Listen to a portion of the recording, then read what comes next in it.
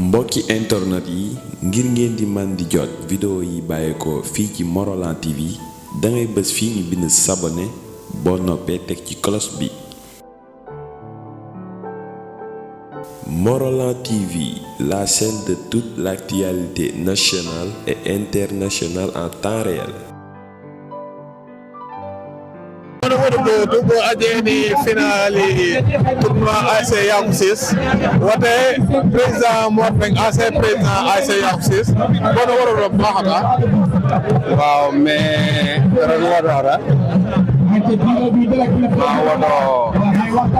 boy ki mante keɓen ma ɗeɓona président Mamadou Mbaye entourage fi walanan no Ablaye Gueye nono Ndiaye Gueye mais no ko acteur ren mo yamu fremi jiworo wote fo alani activité sport heng jodi jam wote ni lata final wote population e jam tutude fo ala activité de en tant que ancien président wa maire Siboto monani gin hom pela peso e jirana peso gin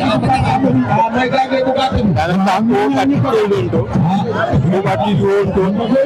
ko nugo nibio ni hom gertero nugo mokkiwa roi gina sanfi para gina sose nimelo ego fra e be ko be ni bibera ko de Ghana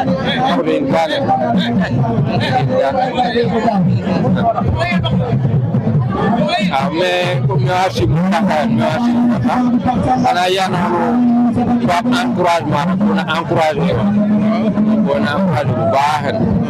so kenni mara jabe ma e ayatanen e musatanen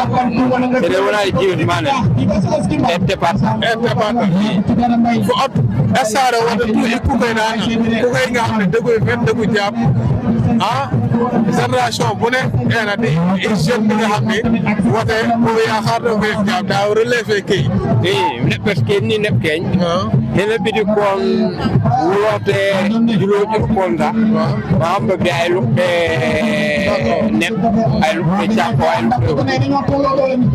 mais nek ye lukna wurna baye ko bindi hamma dar bi dalute yen am ko di sanfi da wona mi ko nek no pega ko ay jira na besew kin ele bi injela hara gina ne aneo e inje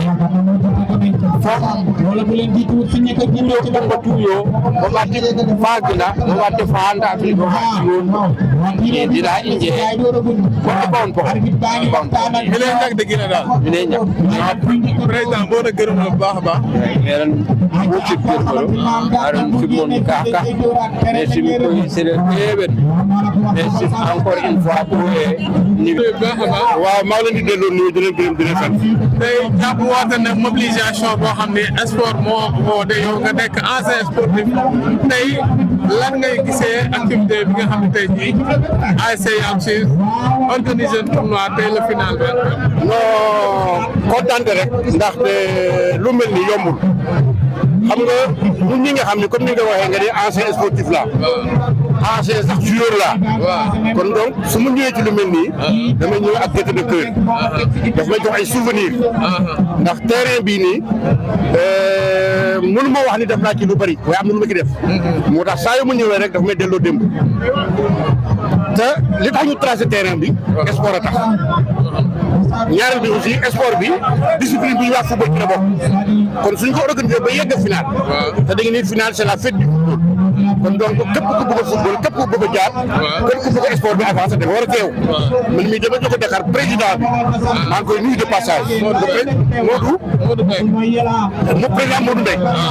président ASC bi ak le président de la commission sportive monsieur Guèye Ablaye Guèye maa ngi remercier aussi comment dirais-je le président de comité supporter président aussi de la commission culturelle ndax loolu yëpp moo fa nekk tey supporter yaa ngi fi joueur yaa ngi fi bon ñëpp ñu fi kon président yooyu yëpp dañu di gërëm dinañ ñaax tamit ñu góorgóorlu ndax gis nga dëkk dañ koy animé garab yi bu ngelaw li ñëwee sax dañuy yëngatu soo fekkee nag léegi dëkk bi jeunesse bi du ko yëngal dafay maanaam dafay mel ni dëkk bi dafa dee te culture dafa bokk lu am solo boo waxee sport da ngay wax culture boo waxee culture da ngay wax sport ñaar yooyu dafa ànd mooy animé aussi mooy tax jeunesse bi mu gën a gis boppam mooy tax jeunesse bi aussi gën a bëgg boppam parce que loo mën a organiser fii te booloo ci sport football xale yi dañ ci gaaw a gis seen bopp boo ci organiser làmb ñu gis seen bopp mais sport bi boo bëggee xale yi am jàmm dina fi neex mooy na nga feere ba woon di football waaw ok merci maa ngi lay gërëm ne yéen tamit Malika TV kii de ban sax rajo Warlan TV maa ngi leen di gërëm di leen sant aussi ndax lu tax yéen a immortaliser affaire yi ndax bu woon yéen bu xewee rek borom yéen a koy immortaliser surtout yow vraiment sama waa ngi daal merci beaucoup. Morolan TV, la chaîne de toute l'actualité nationale et internationale en temps réel.